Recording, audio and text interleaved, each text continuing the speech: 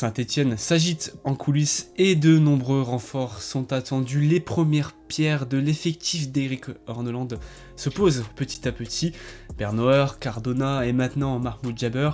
Les dirigeants stéphanois préparent leur retour en Ligue 1 avec méthode. Mais pendant que les autres clubs s'affairent à convaincre la DNCG, la SF semble avoir pris une petite longueur d'avance.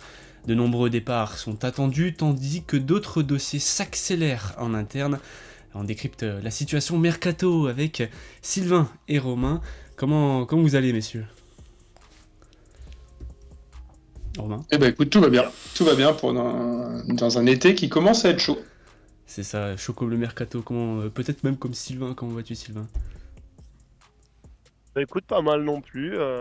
Reprise de l'entraînement aujourd'hui pour le groupe pro. Voilà, c'est reparti pour un nouveau chapitre. C'est ça, un groupe pro qui pourrait être largement remanié, en tout cas dans les premières semaines, entre les fins de contrat, les joueurs pas prolongés, puis les joueurs qui sont déjà sur le départ. Alors s'il faut faire rapidement un tour des fins de contrat, on va voir par exemple Younis Abdelhamid qui devrait pas être prolongé, en tout cas son option ne devrait pas être levée. Il est même annoncé du côté du Maroc avec l'AS Far. Briançon, Wadji, ça devrait être la même chose. Briançon qui avait annoncé son départ sur les réseaux sociaux. Un peu plus d'interrogations autour de Pierre-Écois et son option d'achat. Petro qui est apprécié par Eric Horneland mais qui selon le progrès ne seront pas prolongés. Et puis Romain, il y a le dossier Louis Mouton qui a annoncé son départ sur les réseaux sociaux également. Où est-ce qu'en est ce dossier concrètement, Romain?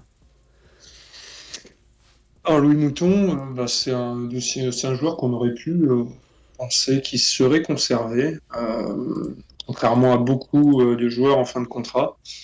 Pour autant, alors est-ce qu'il y a eu une offre qui lui a été proposée ou non? Une chose est sûre, c'est que si on aurait voulu le conserver, on aurait pu le conserver et on n'a pas tout fait pour que ce soit le cas.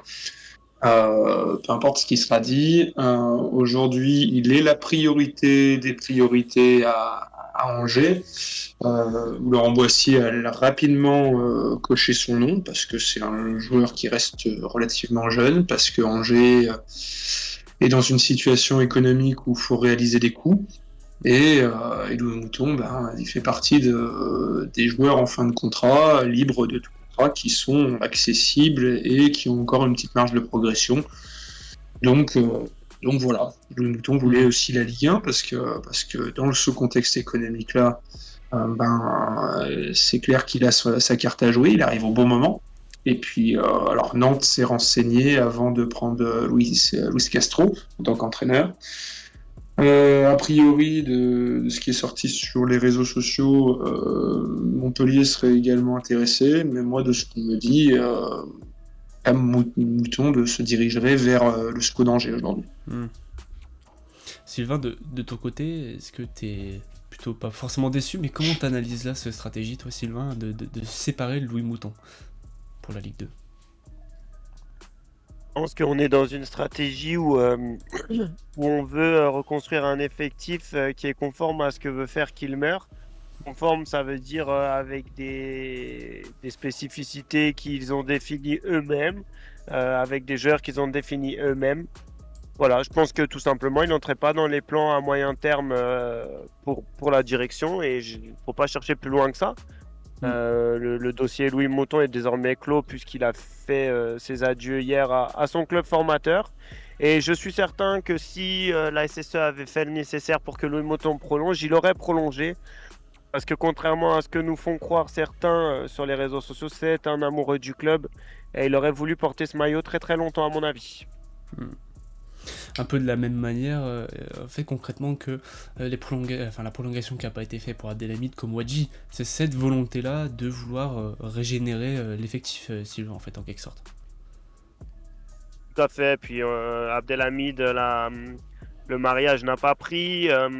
Wadji, on a vécu 2 saisons extrêmement compliquées. Il y a eu la belle histoire du barrage, mais bon, si on prend du recul sur les 2 saisons, il y a eu trop d'indisponibilités qui font que la fiabilité de l'engager encore sur 1 ou 2 saisons n'est pas et pas opportune. Donc voilà, tout simplement. Mm. C'est des choix qui sont logiques. Ces deux choix-là, ce sont des choix qui sont logiques et cohérents.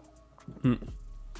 De la même manière, du coup, qu'ils seront nombreux. Alors dites-moi si je me trompe, mais aux dernières nouvelles, ils étaient plusieurs à ne pas avoir pris part à la reprise. Hein. Donc logiquement, à Briançon, Abdelhamid Mouton, Pétron, Ouadji et Fall, hein, qui n'étaient pas de la partie donc ce 19 juin. De la même manière qu'un Pierre Cornude qui est annoncé proche d'un retour en Israël.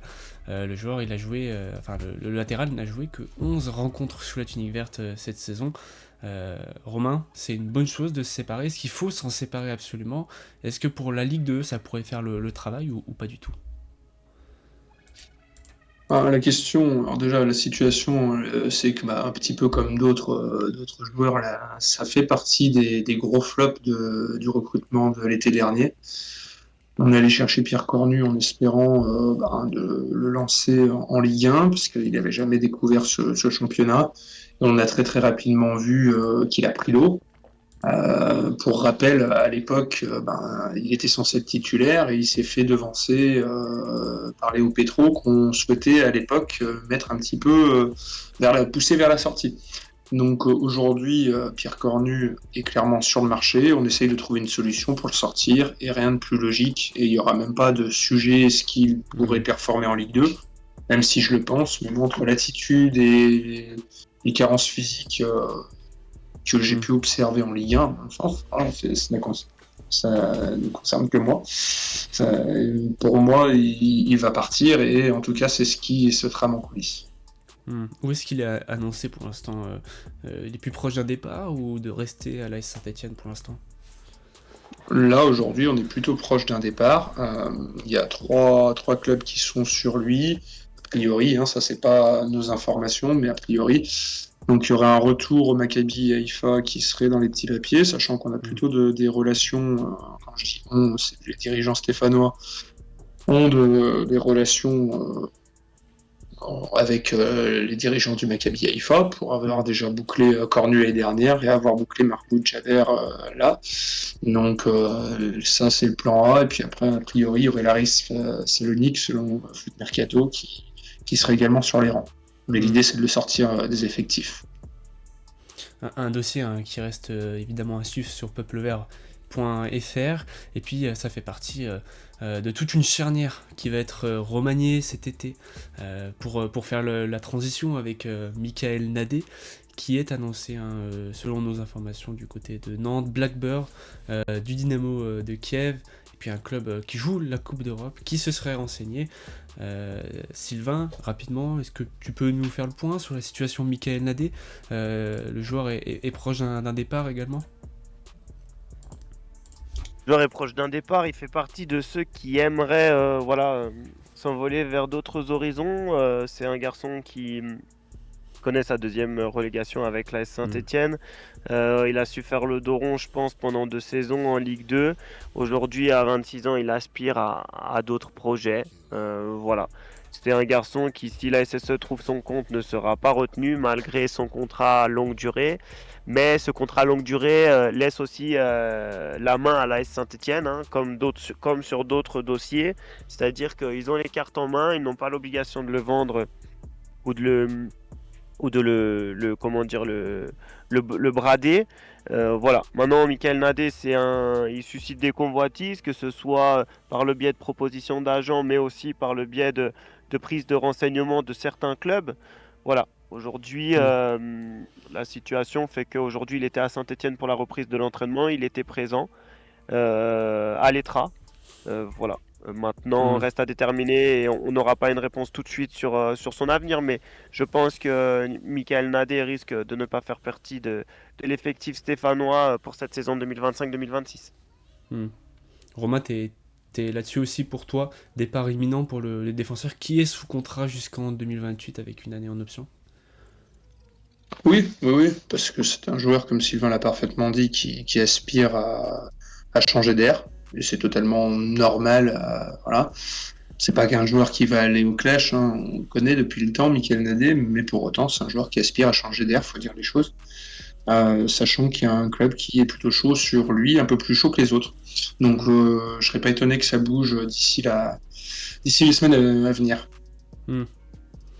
Peut-être également situation similaire enfin similaire, pas en tout cas, mais un autre défenseur qui est sur le départ, Romain, avec Dylan Batubinsika. Oui, oui, clairement. Bon, c'est une surprise pour personne, hein. Dylan Batubinsika veut quitter la SS. Bon, il a été très enthousiaste à l'idée de connaître la Ligue 1 avec Saint-Étienne. Ça s'est pas passé comme il espérait. Découvrir la Ligue 1 à 29 ans, 28-29 ans. C'était une saison compliquée pour lui, à titre personnel et collectif. On rappellera qu'il s'est fait agresser après la défaite à domicile contre Nice. Il a pris une gifle en sortant du stade. Un épisode qui a été très très mal vécu, naturellement. Donc là, aujourd'hui, il se dirige vers un départ. Il y a des touches du côté de la Grèce. Il y en a également dans les pays du Golfe. Il y en a également en Turquie. Voilà. Donc on est sur ce type de championnat-là. Et de la même manière, Saint-Étienne espère récupérer un petit billet, mais ne sera pas très gourmand parce qu'il ne fait pas partie des plans aujourd'hui. Toutes les parties s'entendent pour aller vers un départ. C'est le Panathinaikos, c'est ça pour la Grèce, pour donner le nom du club? Oui, oui. Il n'y a pas que. Ouais. Sylvain, juste pour clore, de toute façon, il n'y a pas grand chose à dire actuellement pour Dylan Batubinsika, mais très rapidement pour clôturer un petit peu le débat, enfin, pour lancer une petite question sur ce joueur, mais est-ce que de la même manière qu'un Louis Mouton, on n'est pas en train de se débarrasser d'un joueur qui a prouvé en Ligue 2 puisqu'il a fait partie justement de la meilleure défense quand on est monté, quand on a connu la promotion? Certes, mais on a vu clairement ses limites en Ligue 1 cette saison. En fait, il y a deux choses combinées. La première chose, c'est que je pense qu'on se projette pas à moyen terme avec un joueur comme ça, parce qu'à moyen terme, on espère remonter en Ligue 1 et jouer plus que le maintien. Donc ça, c'est une première chose. Et la deuxième chose, je pense que le garçon a véritablement envie de partir. L'épisode, comme l'a justement rappelé Romain, l'a profondément marqué. Et comment dire, il y a eu une vraie coupure à ce moment-là. En témoigne son but lors de la dernière journée contre Toulouse avec sa célébration qui en disait beaucoup, beaucoup. Voilà, c'est un garçon qui veut partir, qui doit partir pour le bien de tout le monde et qui, je dirais même, va partir. Et puis pareil, un joueur sur lequel par contre on doit pouvoir se projeter, en tout cas avec qui Kilmer espère se projeter, je crois, Zurico Davitashvili, pour passer au sujet suivant, qui pourrait être évidemment difficile à conserver, bien qu'il soit annoncé invendable par le club, en tout cas dans les médias. Il y avait Beşiktaş qui s'était informé sur le joueur, Rennes également qui était annoncé, qui l'aurait coché sur sa shortlist. Romain, tu peux nous faire rapidement un point sur ce dossier qui pourrait être un des feuilletons de la saison, enfin en tout cas du mercato estival stéphanois? C'est tout simple, c'est que Zurico Davitashvili, il a signé la SS il y a un an, donc pour un peu moins de 6 millions d'euros. Saint-Étienne n'avait pas hésité à payer Bordeaux avant même qu'il soit relégué administrativement. Alors il a fait une saison en dents de scie, mais au niveau des stats, c'est un joueur qui a performé, en tout cas à ce niveau-là, avec 9 buts, 8 passes décisives, si je dis pas de bêtises. Aujourd'hui, il y a plusieurs clubs sur lui, il y a des clubs en Turquie, il y a des clubs en France. Voilà, il y en a plusieurs en France. Donc après, c'est pas tellement qu'on... Zurico Davitashvili, c'est un petit peu comme Lucas Tassin, c'est pas qu'ils sont intransférables, c'est qu'aujourd'hui, la SS a fixé un prix, et à partir de ce prix-là, eh bien, on lâchera. Mais en dessous, aujourd'hui, on a les moyens de dire non. Alors, Zurico était à l'entraînement ce matin. Est-ce qu'il jouera le jeu? Est-ce qu'il veut partir? C'est plein de questions qui se posent. Oui, il veut partir. Alors, parce que retourner en Ligue 2, pour lui, ça fait un retour en arrière, sachant qu'il y a déjà joué 2 saisons auparavant avec Bordeaux. Donc, il aspire à passer un cap, sachant que il y a tout un tas d'échéances internationales qui se profilent. Et que lui, se projette pas en Ligue 2 pour l'instant. Après, voilà. Maintenant, Saint-Étienne, je trouve, est un petit peu ambitieux en espérant 15 millions d'euros sur lui. Moi, je pense qu'à 10 millions, on signera. Voilà. Et pour l'instant, il n'y a pas d'offre sur la table. Sylvain, 10 millions d'euros, tu penses que c'est un bon coup pour Zurigo Davitashvili après l'avoir acheté 6 millions d'euros l'été dernier? Enfin, en tout cas, tu penses qu'il partira pour 10 millions d'euros? Déjà, je suis pas certain qu'on l'ait acheté 6 millions d'euros parce qu'il y a pas mal de choses qui étaient sous forme de bonus.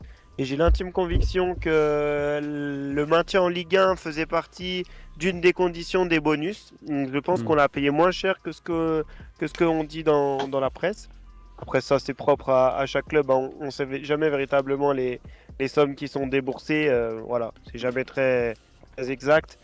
Quoi qu'il en soit, une fois qu'on s'est dit ça, il est normal que au 18 juin, aujourd'hui, on soit intransigeant sur le prix qu'on demande. Il n'y a absolument pas une obligation de vendre Zurigo Davitashvili et il n'y a pas une pression pour vendre Zurigo Davitashvili de façon urgente. Donc prenons notre temps. Aujourd'hui, c'est 15 millions. Et ben, si vous le voulez aujourd'hui, maintenant, il faudra payer 15 millions. Tout simplement. Et c'est très bien. À montrer à tout le monde que de toute façon, nous, on n'est pas pressé et que si on le garde, ça sera très bien pour nous aussi. Même si on le gardera pas, j'en suis quasiment convaincu. Saint-Etienne est en fait un peu en position de force pour faire la passerelle avec le dossier Lucas Tassin, en fait, finalement, avec la forme financière des clubs français. Saint-Etienne a un peu la main mise sur le destin des deux joueurs, en fait, en quelque sorte, Sylvain. Totalement, totalement. On peut pas résumer mieux que ça.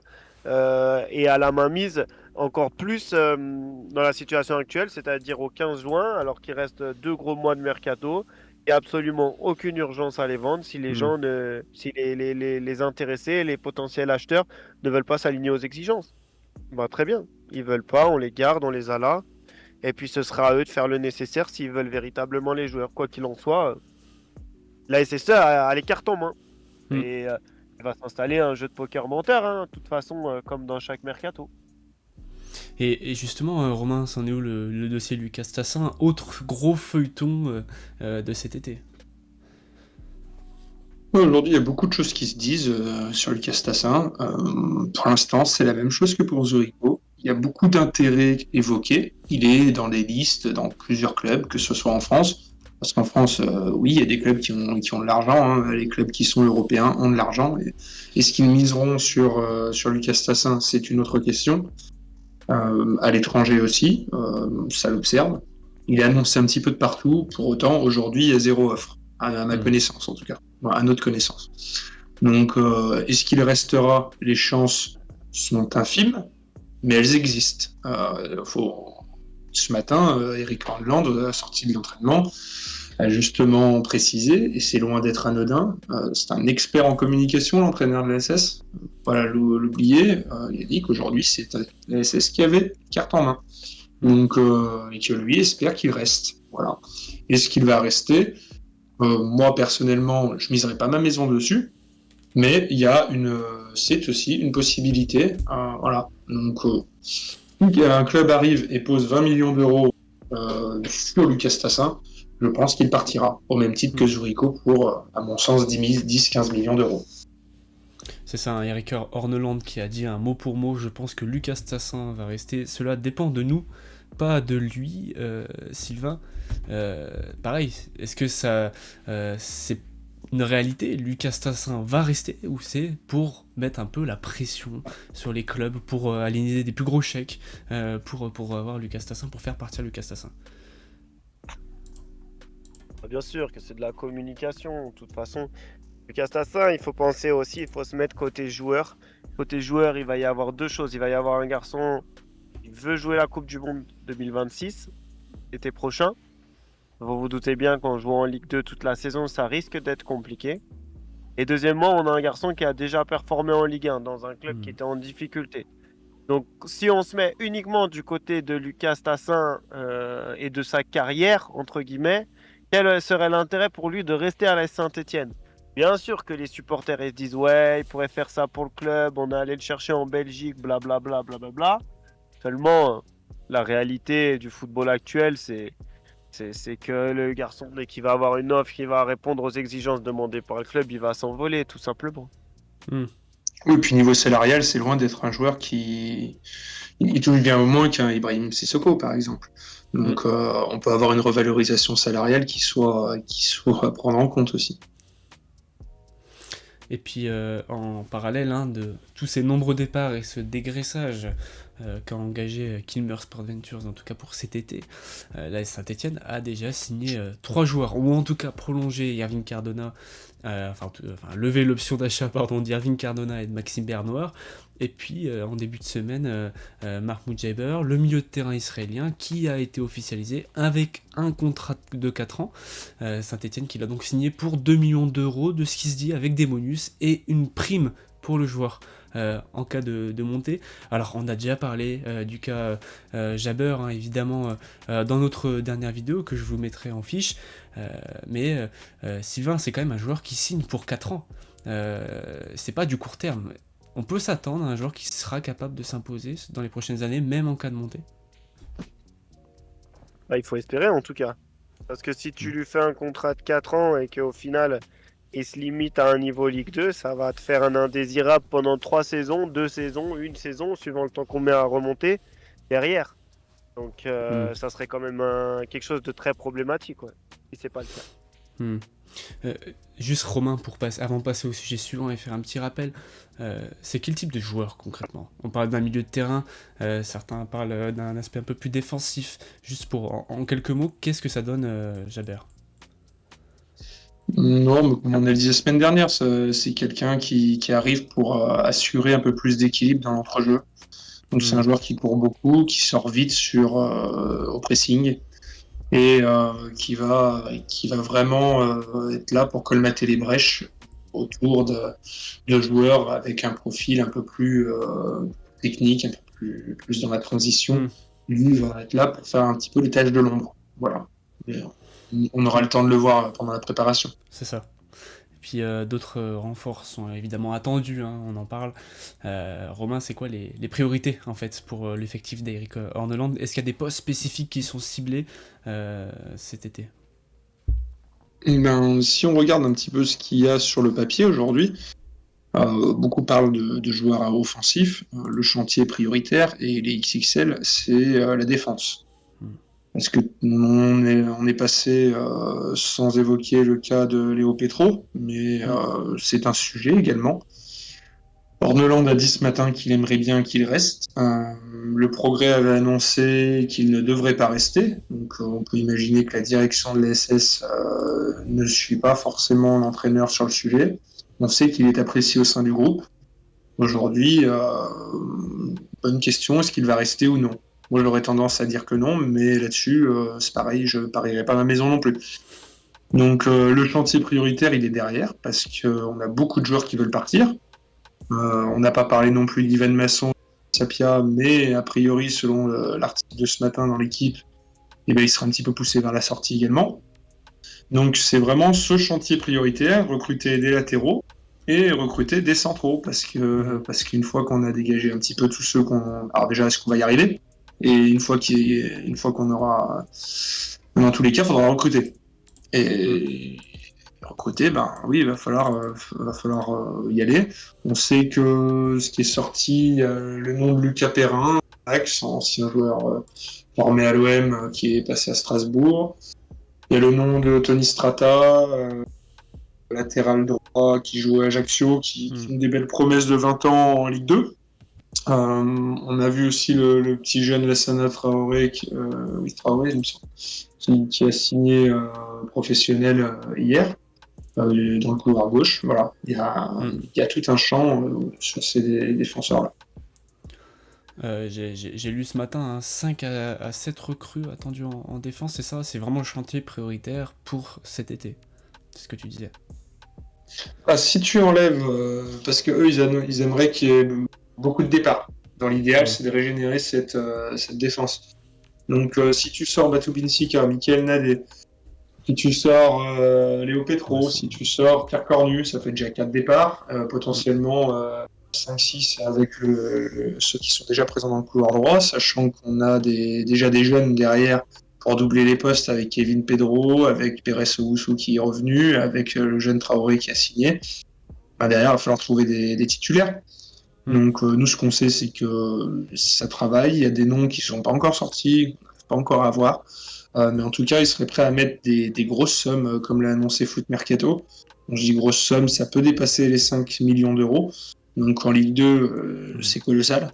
On voit les mercatos menés en ce moment par les clubs qui jouent maintien en Ligue 1. Mais ça, c'est le chantier prioritaire et on peut dire qu'il y en a sur la table qui pourrait arriver sous peu. Là. Et au milieu de terrain, à quoi est-ce qu'on s'attend hein, Et quoi, je me permets, Sylvain, tu compléteras. C'est un nom qui nous est revenu assez tôt parce que la SS veut gagner du temps. Alors tout le monde n'est pas, on pourra faire débat, hein, tout le monde n'est pas d'accord sur le cas de Pierre Écois au niveau des supporters, une certaine nonchalance, mais en tout cas, conserver Pierre Écois et c'est dans les tablettes de la SS depuis un certain nombre de semaines. Est-ce qu'on arrivera à le faire ou pas? Moi, je pense qu'on va le faire. Voilà, aujourd'hui c'est sur la table. En Angleterre, on annonce même qu'il y a un accord qui a été trouvé avec Sunderland qui retrouve la première ligue et qui ne compte pas sur lui. Bon, voilà, aujourd'hui, on en mais voilà ce que je peux dire sur Pierre Écois, ça fait un bon nombre de semaines qu'on est déjà sur le dossier. Puis autre chantier évidemment, comme les autres j'ai envie de vous dire, mais avec l'attaque aussi, il y avait un ailier géorgien qui était annoncé du côté de la Saint-Etienne, on a déjà signé Cardona, on a déjà signé Cardona, pardon. Il y a beaucoup de joueurs qui seraient annoncés sur le départ aussi. Ça fait également partie des pistes, des cibles pour la SS cet été, l'attaque. Vas-y Sylvain. Moi, je pense que c'est le plus petit chantier que l'on a. Gardien et attaque, c'est les deux chantiers qui sont, à l'instant où on se parle, prêts, si je peux me permettre de le dire comme ça. Ça va être au milieu et en défense qu'il va y avoir beaucoup de changements. Après, évidemment que si on perd Stassin et David Ajuli, il faudra trouver des hommes pour les remplacer. Je pense qu'Ibrahim Sissoko va quitter la Saint-Etienne aussi. Mais excepté ça, on aura Cardona, on aura Holt, on aura Boki, on aura Nguessan, voilà. La question va plutôt être au moment où ils partent, Stassin et David Ajuli, qui va les remplacer. Il y a un Géorgien qui est évoqué du côté de Saint-Étienne, qui a les mêmes agents que David Ajvili, qui est Georgi Abouachvili. Et c'est un média géorgien, Georgi Fouti, je crois, c'est pour pas me planter, qui plutôt sérieux, est sorti. Plutôt sérieux d'ailleurs. Ouais, c'est eux qui ils étaient assez bien informés sur le dossier Zurico l'été dernier. Et qui annonce que les agents leur auraient dit, en tout cas leur auraient déclaré qu'il y avait vraiment un intérêt manifeste de l'SS.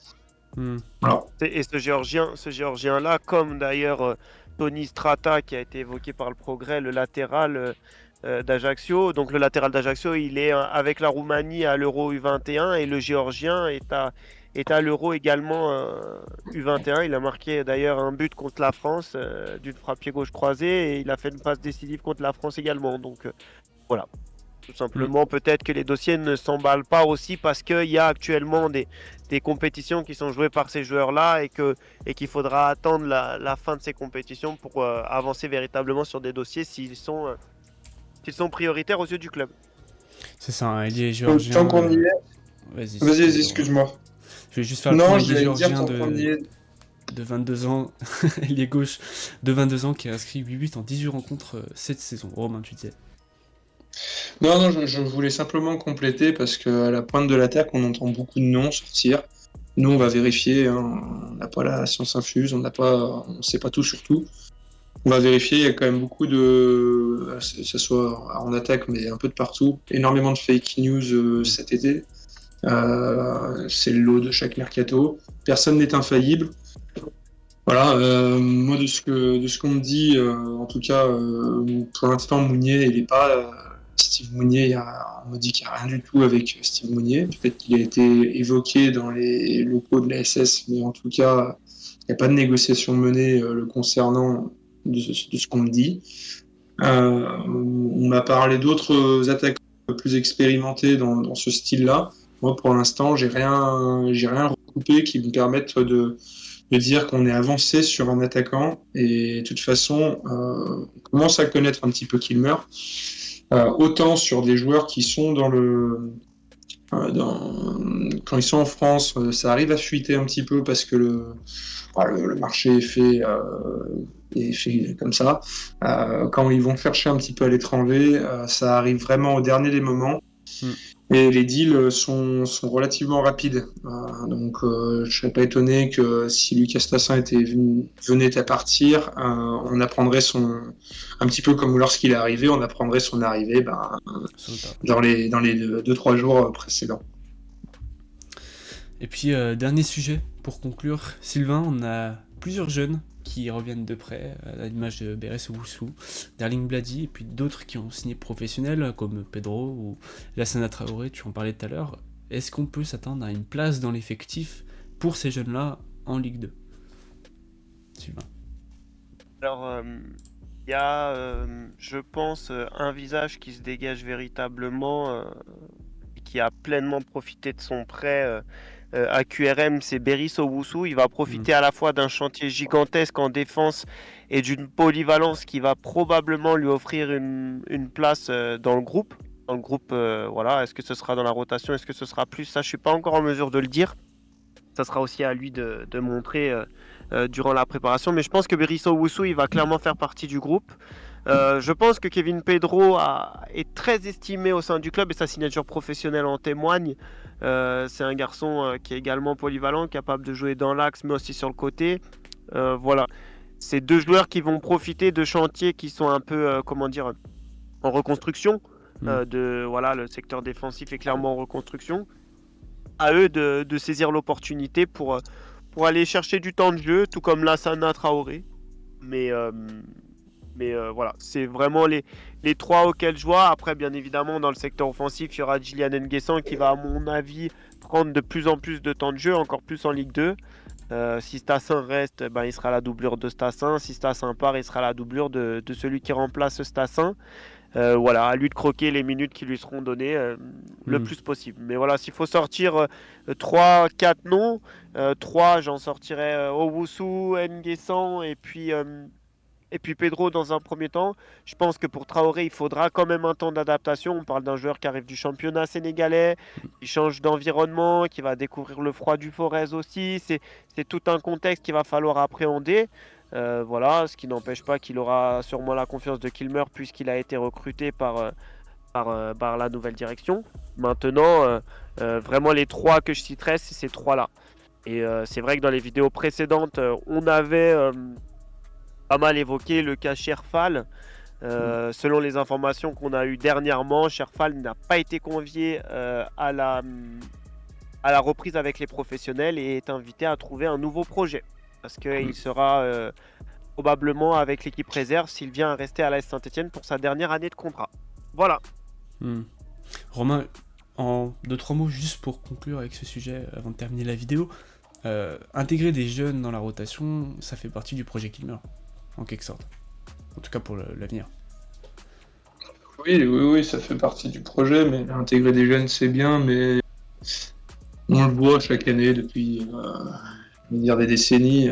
Pour que les jeunes arrivent à performer, il faut qu'il y ait une ossature qui tourne. Sinon, tu les envoies au front et au casse-pipe. Là, ça, c'est le premier projet. C'est d'arriver à constituer une ossature. L'ossature, elle pourrait être composée de Larsonneur, Bernauer, une recrue. Michael Nadé, on va considérer qu'il part. Pierre Ecoy, Marco Djaber, Mouefek, Tardieu, l'un ou l'autre. Et devant, Irving Cardona. Et derrière, après, on peut faire entrer des jeunes. Et puis, le fait d'être en Ligue 2, s'il faut trouver vers à moitié plein, le niveau sera peut-être plus proche. Je pense notamment à Beres Owusu, qui a fini parmi les meilleurs défenseurs centraux de National. Pour moi, aujourd'hui, il est pleinement apte à tenter sa chance en Ligue 2.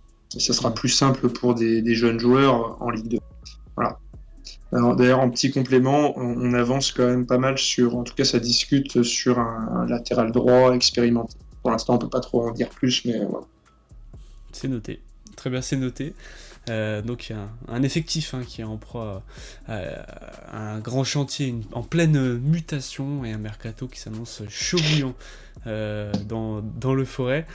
Romain et Sylvain, merci encore pour vos disponibilités et puis surtout pour votre éclairage sur le mercato stéphanois. Évidemment, je vous donne rendez-vous sur le site de peuplevert.fr pour rien rater de l'actualité du mercato, puis de la vie du club plus généralement, sur les réseaux sociaux également. Et puis, n'hésitez pas à nous donner votre avis sur le mercato stéphanois en commentaire, sur la qualité de la vidéo également. On est très friands de vos retours. Sylvain, Romain, merci pour tout. Et évidemment, allez les Verts.